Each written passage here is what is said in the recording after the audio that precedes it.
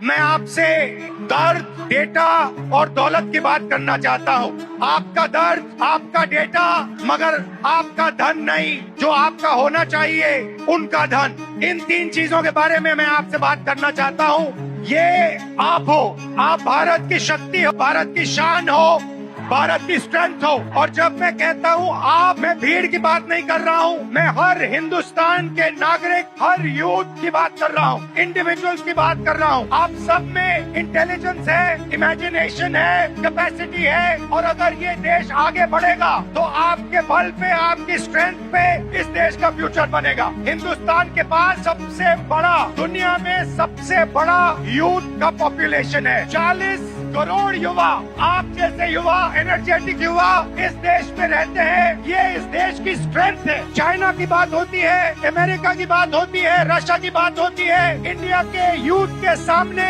India के youth potential के सामने ये सब लोग कुछ नहीं है। 21वीं सदी में और चीज हुई है। 21वीं सदी में अगर देश प्रगति करता है तो दो चीजों के बल पे करता है। यूथ पोटेंशियल जो आप में है और डेटा जो आप क्रिएट करते हो। हिंदुस्तान के पास यूथ है और सबसे ज्यादा, दुनिया में सबसे ज्यादा डेटा हिंदुस्तान में है। 1 गीगाबाइट डेटा प्रति भारतीय प्रतिदिन इस्तेमाल करता है। और प्रगति होगी, फ्यूचर होगा तो डेटा और आपके पोटेंशियल पे होगा। युवा plus data is equal to 21st century economy.